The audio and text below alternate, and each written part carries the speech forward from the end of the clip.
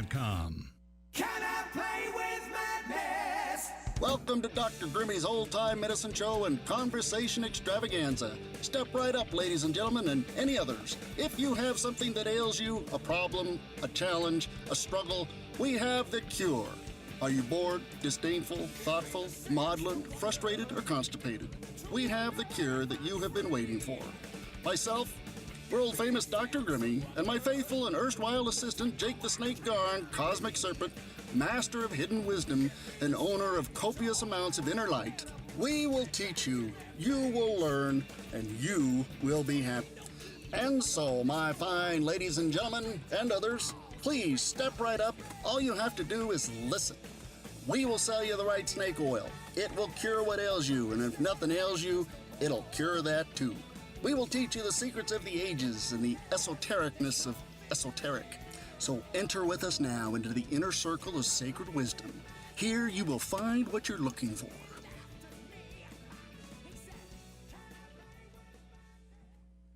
Welcome to Dr. Grimmy, Old Time Medicine Show and Conversation Extravaganza. Tonight we bring you wisdom and knowledge and all that fun stuff. I'm excited. Tonight we're going to talk about conspiracies. And not just the normal conspiracies. This is going to be a twist. Are you ready?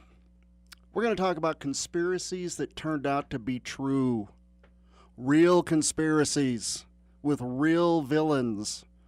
Ooh, it's about time. I've always looked for the smoking gun and have never been able to find it in many of these conspiracies that we've discussed. The JFK assassination. Lots of smoke, but where's the fire? So we're going to talk about some conspiracies that actually happened, have been verified, are historically valid, and all that good stuff.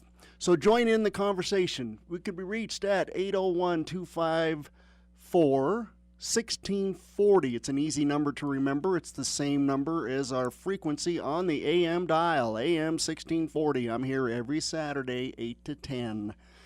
Give us a call. And we will investigate this aspect of conspiracies that I don't think enough people have taken into consideration. Because what we're going to find, I think, as we talk about it, is that there are fingerprints on these conspiracies that we find on other conspiracies that have not been validated as thoroughly as the ones we're going to talk about. So again, join in, and we will learn. We will be happy, and that's what we're all about. At least I'm all about. I need to tell you about donate $35.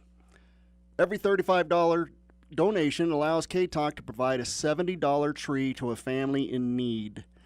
If you would prefer to gift the tree to someone you know, we can provide you with a voucher when you donate, and you can gift the tree directly. Nothing says Christmas like a Christmas tree. So go online or call us at 801-253-4883. 801-253-4883. Do something nice for Christmas, all of you Grinches and grumbly bah hamburgers out there, as I am. Christmas Boutique 2017, Ignite Your Holiday Season. It is 10 a.m. to 4 p.m. Saturday. Well, I guess all of that's over. Never mind. Oh, there is a last one here. December 16th, 10 a.m. to 4 p.m. At 1247 West Man of War Cove, South Jordan, Utah. It'll be a traditional handcrafted holiday home decor, classic Christmas creations, refinished, refurbished, and refined relish on these great gifts for giving. Christmas Boutique 2017 at 1247 West, Man of War Cove, South Jordan, Utah. Too much fun. Let's see, we got another Christmas announcement. The 4th annual Christmas for Kids, put on by the South Jordan Chamber of Commerce and the Jordan Education Foundation and Gordman's Something Unexpected. It will be at Gordman's at 7 to 11, Saturday, December 16th. Was that today? Is it all over? Goodness. Well, I guess I don't need to announce that, but you missed out. I hope you feel better. For you bah humbuggers, you're probably grateful that I'm announcing this too late. Such is the kingdom. I don't have any more Christmas announcements, so let's get right into the meat and potatoes of what we're going to talk about today. So the granddaddy, it seems, of all of these conspiracy theories, the big one, the big elephant in the room of true conspiracy theories is one that's called the Aaron Burr conspiracy. Now, if you have any information or knowledge or wisdom about this topic, please give us a call. If you have any questions, I've been studying this, and I'm not a historian, but I have read some material on this subject, so I'll be more than happy to try to answer your question, 801-254-1640. So who was Aaron Burr, and why was he involved in a conspiracy? Well, Aaron Burr was an interesting individual. He served in the Revolutionary War. He became vice president under Thomas Jefferson when Jefferson was president. We had a little bit of a interesting way of doing business in those days. It's since been corrected constitutionally. When people voted for the presidency, anyone running for president, they would tally up the votes in the Electoral College. The winner became president, and the one who was number 2 became vice president. That was a bit of a challenge when, in 1804, the Electoral College tied. So there were Thomas Jefferson and Aaron Burr were 2 individuals who were running for the office of presidency. It was expected that Jefferson would be in the lead. Burr would therefore take his place as number 2. But it turns out there was a tie. So what do? Well, Burr didn't waste any time. He jumped up and said he was going to be the president. Jefferson was taking askance at this because that wasn't quite what the plan had been. Burr, he went through a lot of votes and a lot of things in Congress to try to get to win the presidency, but he wasn't able to convince enough people within the Congress to do so. And so Thomas Jefferson became president, and Aaron Burr became his vice president. It wasn't a very friendly relationship at that point. Thomas Jefferson despised Aaron Burr. He felt betrayed and insulted. This is the same Aaron Burr who also in 1804 got into an argument with Alexander Hamilton. And they had a duel, which were illegal at the time. They had a duel, and Aaron Burr shot Hamilton. Now, Hamilton was well liked, and it made a lot of individuals very angry that this had happened. He thought it would just, Burr was thinking that it would put to rest this continuing conflict that they had, but all it did was make everybody angry and not like him. And then they had this conflict with the election of him wanting to be president, even though he would normally, as a gentleman, should have stepped aside and let Jefferson be president. That was kind of the expectation of everyone in the community or the country, particularly in the political circles, and he didn't. He was a very ambitious individual, this Aaron Burr, and so for that 4 years, it was very difficult for Jefferson, the president, and Burr, the vice president, to get along. Now, constitutionally, the vice president doesn't have a lot of duties. He's supposed to vote to break ties in the Senate, and I think that's it, and replace the president if he becomes incapacitated or dies. So the vice presidency is a great job that you really don't have to do anything. I should be vice president. I mean, how hard could it be? You know, you just hang out and wait for the Senate to have a tie, and they don't get anything done in the Senate, so you don't have to like worry about this happening every day. So, yeah, great job. But Aaron Burr was a bit angry at his having not become president, not being in charge, and he went to the British ambassador and asked for help in a plan that he had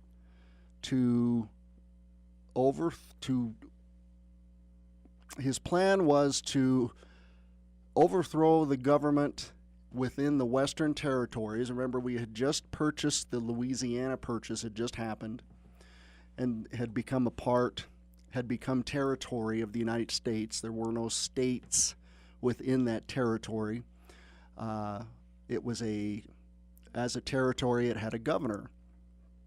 The governor was the commander of the Army of the United States, a General Wilkinson, and he also wore another hat as governor of New Orleans and the surrounding environs, and which gave the United States access, control of the Mississippi River, and that would give you control of the rest of that particular area, because the boundary of the Louisiana Purchase started from the Mississippi River. So Aaron Burr had a plan and why he went to the British was, listen, I'm going to betray my country. I'm going to betray Jefferson, primarily is how he put it, because he loved his country, but he hated Jefferson. He said, I'm going to do this, and all I need is a few ships to help me secure the river, help me to secure New Orleans, the portal to the United States, the portal to this new and open territory that had lots and lots of stuff. And he wanted to be king, essentially. It was how I don't know if he came out directly and said king, but that was the role he wanted to play. So he went to the British, and the British were really nice to him, and they gave him tea and biscuits and listened to what he had to say, but they never committed any resources for this plan that Aaron Burr had come up with. Now, it turns out that Aaron Burr was a well thought of individual. He fought in the Revolutionary War and had been a hero.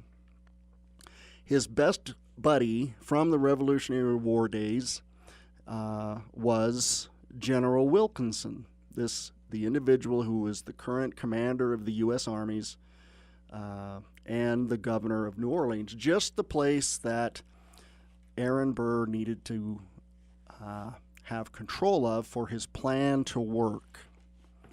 And so he conspired by letters to General Wilkinson, advising him of his plans and the dates and times when these would kick off. They were written in cipher, and Wilkinson translated them. Now, Wilkinson was a bit of a interesting duck.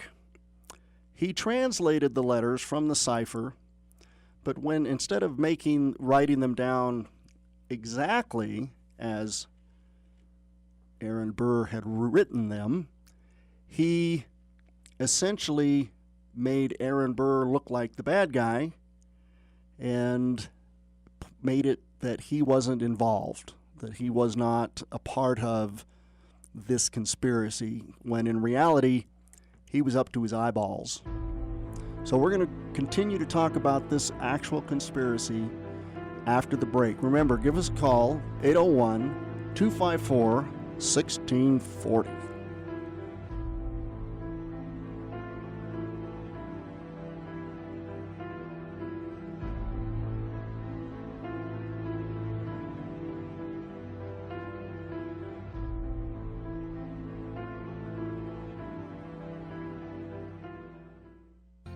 When the snow comes down, cuddle up with your favorite station, K-Talk Media, on air, online, and everywhere you want to listen.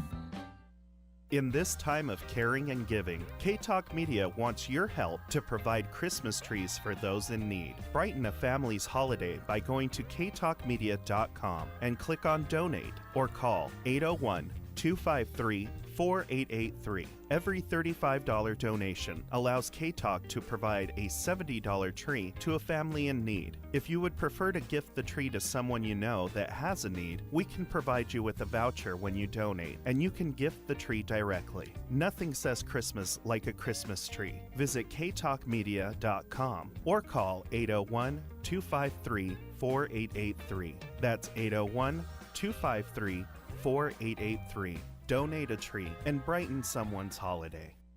When your grandma needs to make it to bingo night so she can school some hipsters through a blizzard, in 3 feet of snow, across a river, and over some trees in the woods, with her whole crew in the back, knitting sweaters, red, white, and blue sweaters, jamming to Frank Sinatra and tapping the steering wheel in time to the music, she chooses a vehicle from Plan B. Not just because it's the toughest machine around, but because it's easy to drive in any situation and has her favorite upgrades like that boom and sound system. So step up to the ultimate SUV with Plan B. Visit us at 194 West 33rd Street in Ogden, Utah. Online at planbsupply.com or give us a call at 801-675-4321. That's 801-675-4321. Customized Humvees and military trucks. Plan B. Because what else would the baddest grandma in the world drive? Since 1962. Hi, this is Matt with M&T Christmas Trees, 9000 South State Street, Sandy, Utah. We've got every kind of tree you could imagine. Fresh, real trees. This isn't fake. There's nothing fake about us. We have the real thing. We have Fraser fir, noble fir, grand fir, pinyon pine. We have white fir. We have every kind of tree you can imagine, from 2 feet on up to 20 feet tall. The reindeer will be landing November 22nd. They'll be here at 9000 South State Street all the way till Christmas Eve. So please come down before the reindeer fly away. And thank you for listening to real news and not fake news. Just like our trees, they're real, not fake. So come on down.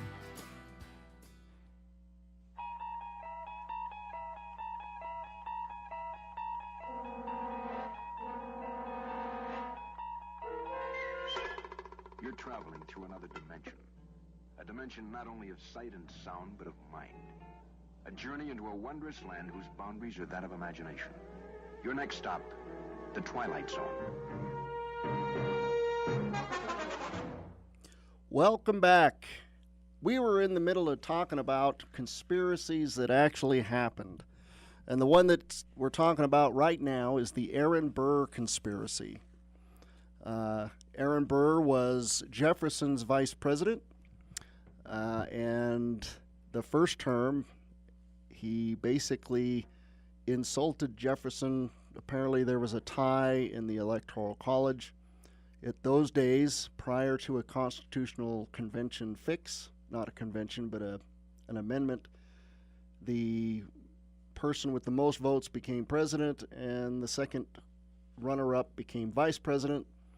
And Aaron Burr wanted to be president, but he wasn't really going to get those votes, except there was a tie in the Electoral College.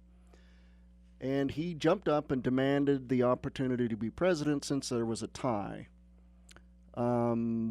Jefferson was a bit insulted by that because normally he was considered the party choice.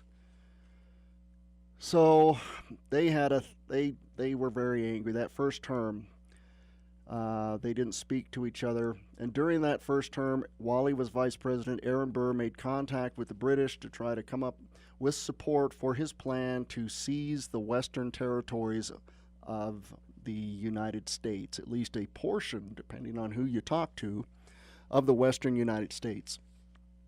And he asked for some ships, some money, and some men. The Brits were very polite and didn't give him anything. He also had a deal. He was going to make a deal with the Spanish. The Spanish were running Mexico. It was their territory. They were somewhat overwhelmed by the success of the United States and this Louisiana Purchase that we got from the French. The Spaniards were hoping to get some of that, but nope. And so they were a bit upset, and Aaron Burr capitalized on that burr under their saddle and made an agreement with them that he would recover land within the Louisiana Purchase that Spain had claimed. Now, he planned that to them face to face, but his real plan was to get their help and then turn on them. The Wilkinson, who was the commanding general of the United States Army and governor of New Orleans, which was the largest city in this area of the Louisiana Purchase, he was a co-conspirator with Aaron Burr. And Aaron Burr, they were friends from the Revolutionary War, old-time soldier buddies. Remember, this is 1804-ish, 1806 or so. So the Revolutionary War was just down the street historically from them.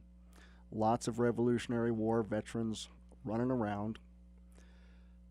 Aaron Burr and General Wilkinson were two of them, and they were friends, and they conspired to pull this off, to steal, remove, or take control of these western territories of the United States. And Aaron Burr wanted to be at least in charge, if not the king. Again, that depends on who you talk to. So Aaron Burr was going around trying to raise money for this plan. He had a hard time doing that. He was able to there were a lot of people who were open-minded. The territories were the territories, and it was a free and open area. And he did manage to convince some individuals in Ohio to give him some money and some men. With about 1,000 men, he started moving down the Mississippi River towards New Orleans as part of this plan, and he had sent a letter to General Wilkinson advising him of that the plan was going to kick off.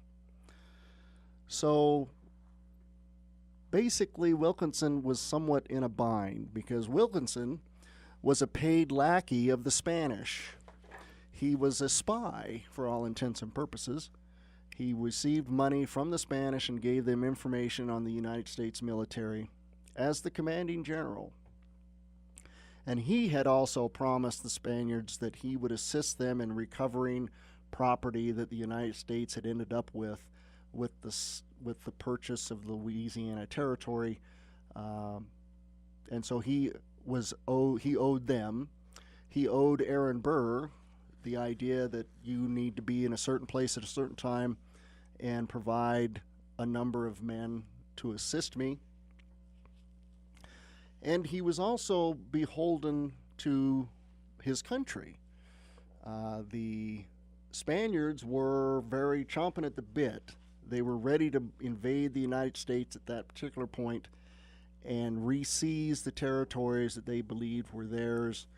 And his orders, Wilkinson's orders from the president, were to resist any attempt by the Spanish to enter the United States with force and to prevent that sort of thing from happening. So he was a bit in a conundrum.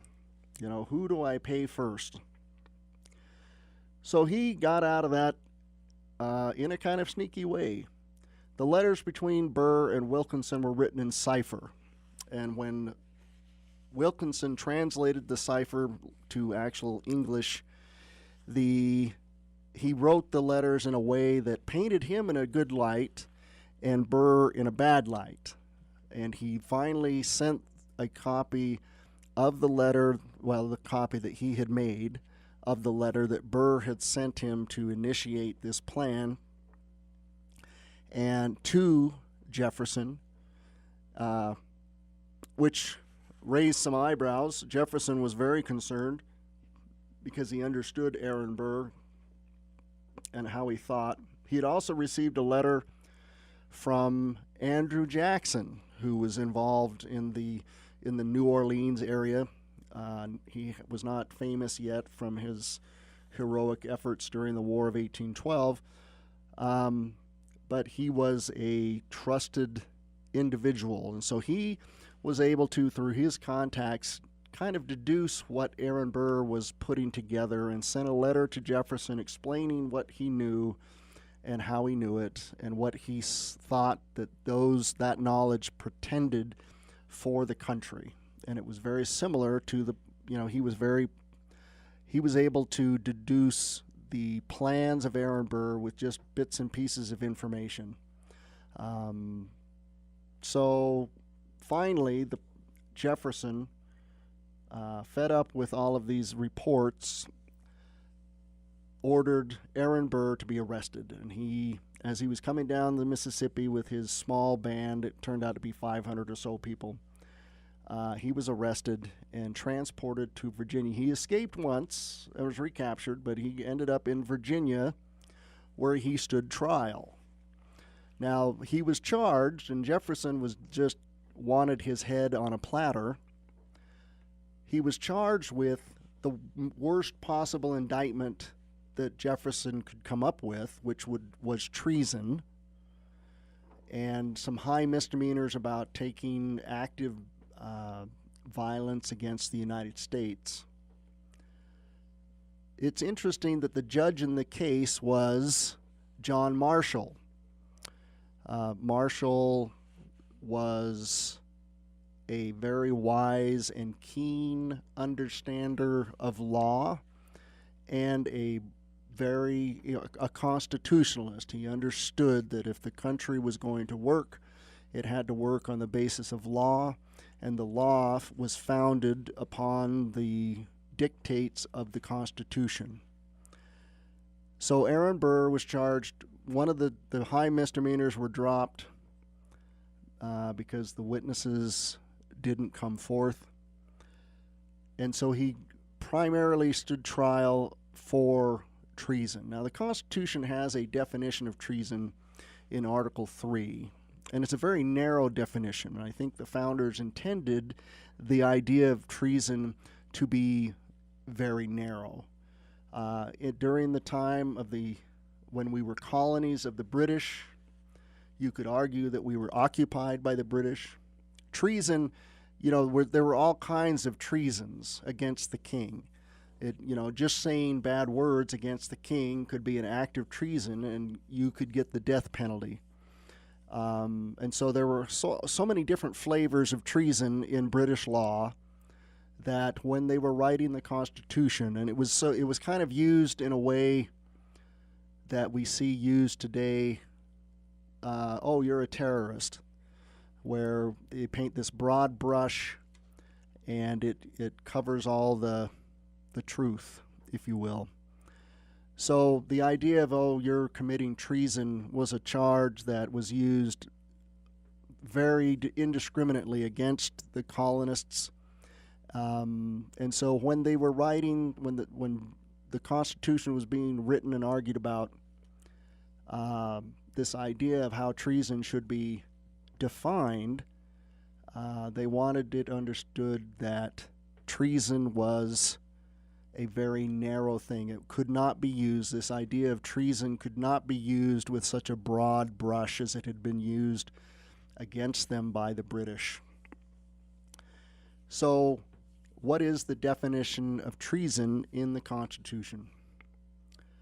I don't have that in front of me, but I'm going to paraphrase. If somebody has a Constitution in front of them, please call in 801-254-1640. Help me out. I know that there is a listener out there with the Constitution within arm's length, so give me a call. It says, and again I paraphrase, that treason against the United States involves in actively levying war against the United States. And this act has to be verified by 2 witnesses. So the charge against Aaron Burr was treason. And did he commit treason under the definition of what the Constitution said? He was able to argue that he had not committed treason, that just they couldn't demonstrate that the group coming down the river was a military group or just a group of individuals, nor had at that time any action been taken by Aaron Burr or any of his co-conspirators as a military or a violent action against the United States. And so he was acquitted on the charge of treason. And Jefferson about lost his mind, even though he wrote the Constitution. But it ended Aaron Burr's political career, and he wandered off into the sunset, went to England for a time, and came back, changed his name, and basically died in shame. We do have a caller. Let's talk to him. Hello, caller. How are you? Dr. Grimmy. Yes. Can you hear me, Dr. Grimmy? I got you loud and clear. Hey, I think it's a conspiracy that you didn't have me on tonight with you. I appreciate that thought. I've been thinking about it. My erstwhile assistant didn't show up either. Oh. So here I am by myself. Again, trying to hold my head above water. Putting out the word, giving the knowledge. I'm listening to you right now. How are you talking to me and I'm listening to you? I'm talking to you. And you better be listening because I'm talking. Well, I'm doing both. Excellent. Do you know anything about the Aaron Burr conspiracy? Am I boring anybody? You know what I know? What I know is something about when he went after Hamilton, they have the 2... Oh, there it goes. Okay. You got the radio on in the back? I do, but... Yeah, you got to turn it down. Okay. There's that delay, and it just gets confusing. Sorry. You're fired. No, what I know is when he went after Hamilton, they have the 2 pistols, the flintlock black powder type pistols at the Smithsonian that they used. Okay. They're on display there in this part of the Smithsonian. I think it's the part about presidents. Okay. So it's kind of cool. Yeah, but, that would be. Yeah, you should let me know and I'll come back. Sure enough, yeah. Okay. I will. I will. See, I didn't know they had anything from this in the Smithsonian, so that's good to know. That's something. Yeah, just go to the Smithsonian website, and man, you can see it all. It's really, really cool. Excellent. So, okay. Well, we're going to wrap up Aaron Burr here in just a quick minute. Okay, great. And we're just talking about treason. What is treason? We hear that word thrown around in the political talk. You bet, If we disagree with Trump, we're treasonous. If we say this, we're treasonous. Well, you remember when we had all our Army briefings once a year? Yep. Like about this time of year, they'd pull us all in for like 6 hours each day and do all these briefings. Right, the sexual harassment briefing, where's the fire military extinguishers? Committed treason. Yep. By selling our secrets and stuff. That's treason to me. That's ultimately taking and destroying the whole foundation of a free America right there.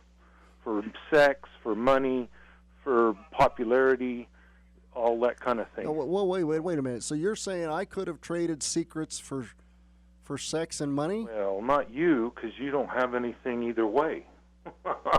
Well, I could have made something up. Well, I don't know. They could have manipulated. I missed out. Nobody tells me these things until it's too late.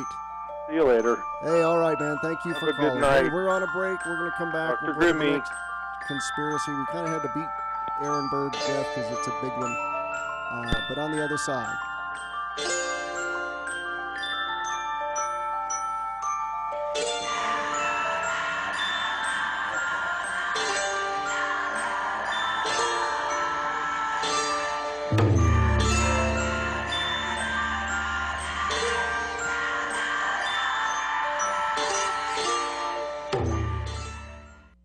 Melt through the fake news snowflakes with a powerful blast of K-Talk Media, 1640 AM, beaming out live, local, two-way talk. Remember when chatting with your friend meant driving to their house and ringing the doorbell? Do you remember when you proudly displayed your CD or LP music collection on a full wall in your bedroom? Back in those days, erecting a building, garage, or warehouse took months, sometimes a year. Times they have changed, but there is some good news. You can get a beautiful warehouse, garage, or building constructed in just days with tons of natural light and a 20-year guarantee. If you are interested, you need to contact Gabe at Brightspan Building. You can reach Gabe at 801-472-0428. That's 801-472-0428. You can also find his contact information on the K-Talk Media Advertisers page. Brightspan Building. Beautiful warehouse, garage, or building constructed in just days with a 20-year guarantee. 801-472-0428. In this time of caring and giving, K-Talk Media wants your help to provide Christmas trees for those in need. Brighten a family's holiday by going to ktalkmedia.com and click on Donate or call 801-253-4883. Every $35 donation allows K-Talk to provide a $70 tree to a family in need. If you would prefer to gift the tree to someone you know that has a need, we can provide you with a voucher when you donate, and you can gift the tree directly. Nothing says Christmas like a Christmas tree. Visit ktalkmedia.com or call 801-253-4883. That's 801-253-4883. Donate a tree and brighten someone's holiday. Everyone builds SUVs, but when you're ready to step up to the ultimate off-road machines available, there's only one place to go. Plan B Supply in Ogden builds customized Humvees and military trucks ready for anything you can throw at them. Not only do they look mean and have the ultimate upgrades available, but they're built with a purpose, for people with a purpose. Everyone's SUVs are decent when the roads are slick, but Plan B's SUVs are for when you want to make your own road through tough terrain, in a tornado, wearing a tuxedo, with a grizzly bear riding shotgun, holding a shotgun, and waving an American flag. Visit our facility at 194 West 33rd Street in Ogden, Utah, or visit our website at planbsupply.com. You can call Plan B Supply at 801-675-4321. That's 801-675-4321. Make Doomsday sweet and make your friends' jaws drop. Drive a real SUV from Plan B Supply.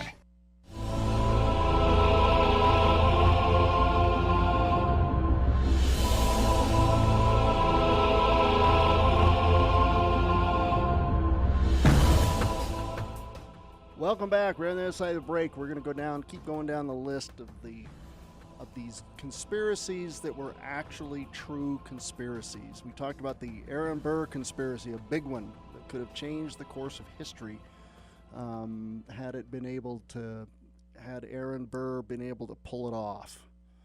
The next conspiracy that is it's a little darker. It's the Tuskegee study of untreated syphilis in the Negro male. That was its title. It went from 1932 to 1972, funded by the Public Health Department with the support of the Tuskegee Institute and its hospital. It was patterned after a similar one that had been performed in Norway. In 1929, when the study was proposed, there was no cure for syphilis, and a lot of the medicines that were used to treat it were poisonous and or dangerous. They were almost as bad as the disease. The cure was worse than the disease. So it made sense to have a study to try to figure out the nature of syphilis, its course of, how it progressed. And so they enlisted a bunch of individuals. Over the course of these 40 years, there was a total of 399 black men with syphilis that had been studied. They were mostly illiterate, and living in a rural environment, and so they were easily taken advantage of. In 1947, penicillin shows up. Penicillin stomps syphilis flat. It ends syphilis. Now, you might have noticed that I said the study went on from 1932 to 1972.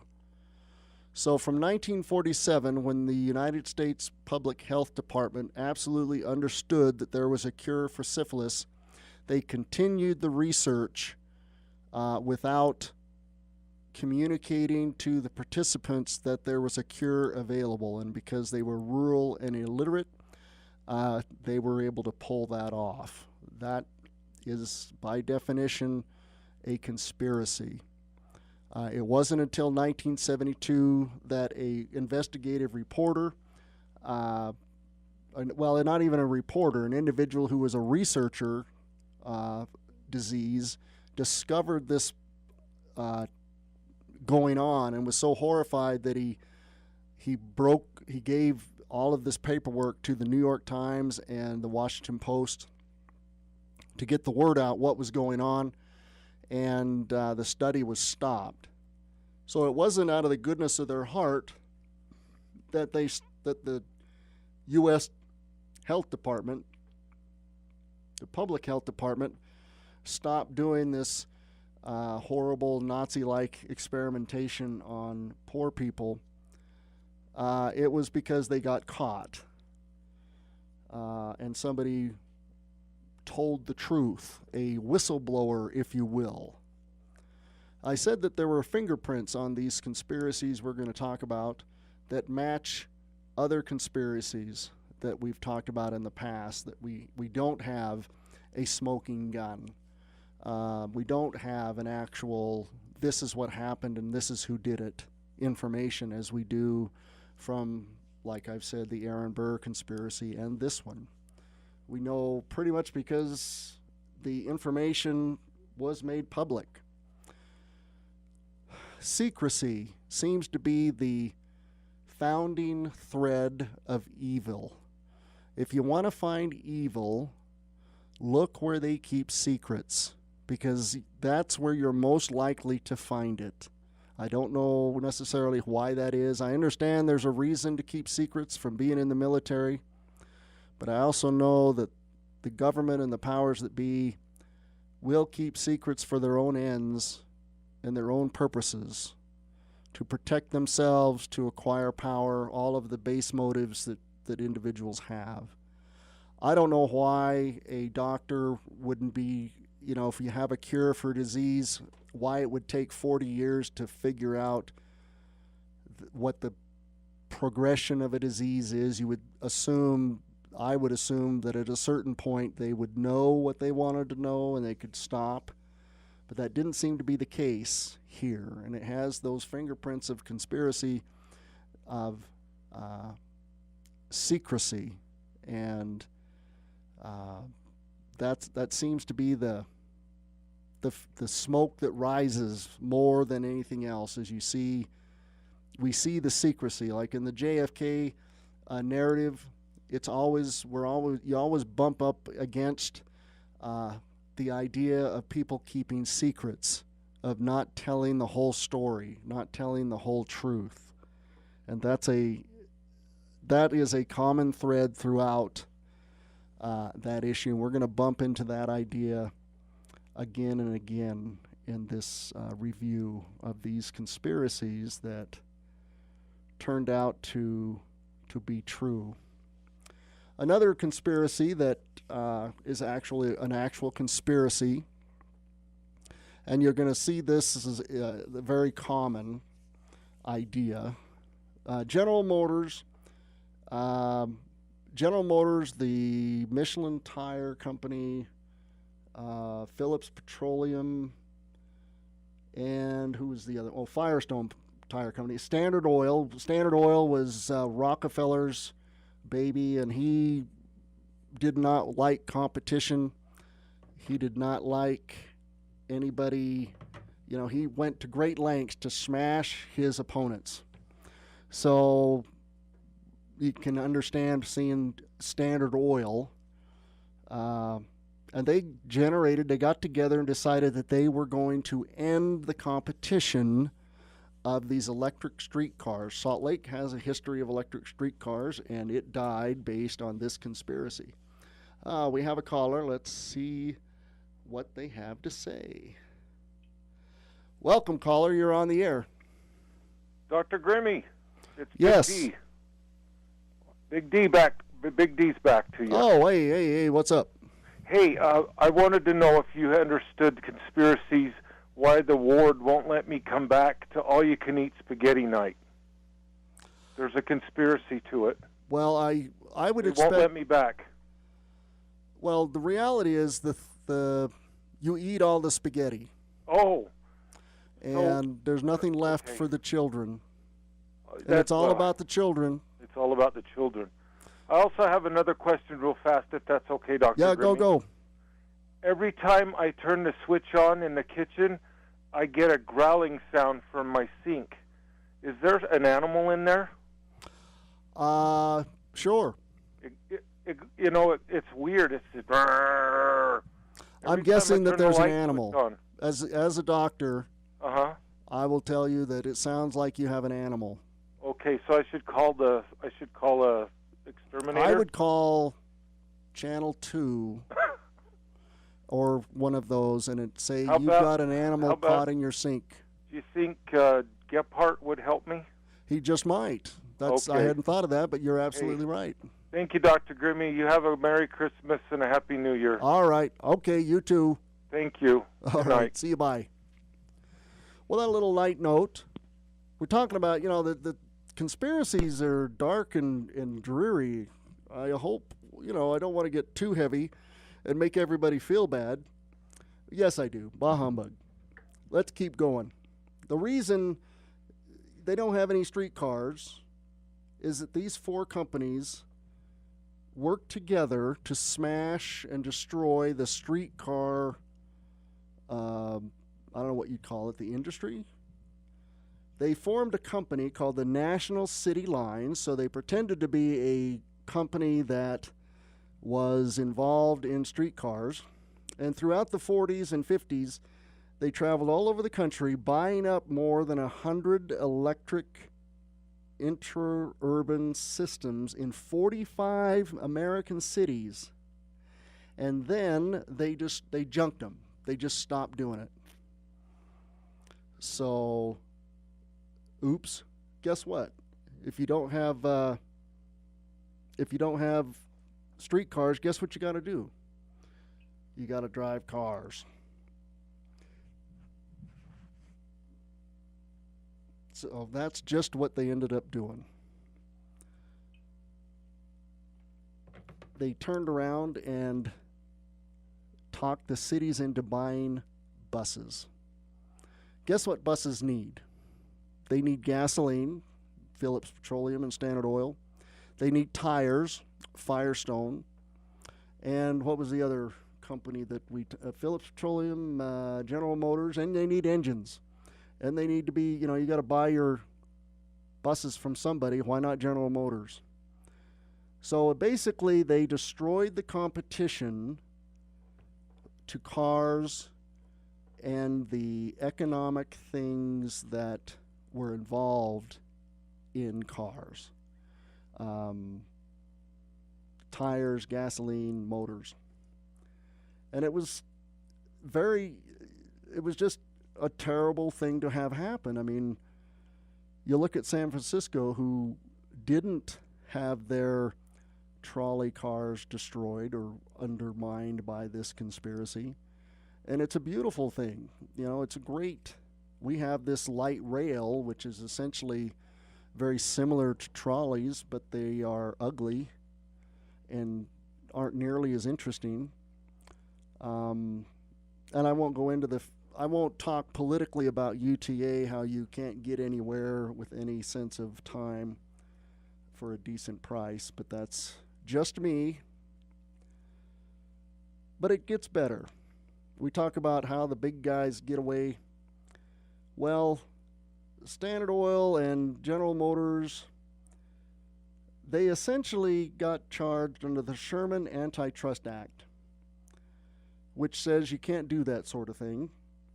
And the judge, well, they basically got fined for destroying a complete industry that competed with them. They were fined $5,000. So, and that's an actual conspiracy, actually happened, and we actually can feel the effects of what's going on. I think I have another caller. Let's see what they have to say. Go ahead, caller. You're on the air. Talk to Grimmy. Hey, sir. What's up? I got a lot of issues with this. Okay. I got a lot of issues with this whole thing. All right? Everyone on this station that listens any amount of time knows even this conspiracy theories that aren't proven, they're all true. Everything's true. Everything's true. So all of the stuff you talk about is true. Everything. And yeah, it's good conspiracy light fare that, you know, some of them, all the cards get laid out on the table, and you've done an excellent job laying the cards out on the table, showing which ones are cleared. But here's the problem.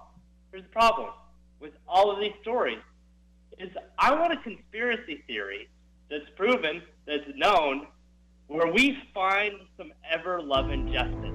I mean, $50,000 settlement, is that what you said? It was $5,000 for destroying a whole industry. I want to find conspiracy theories that are not only true, but where there's some justice. Hey, we're going to hold you over the break, so stand by.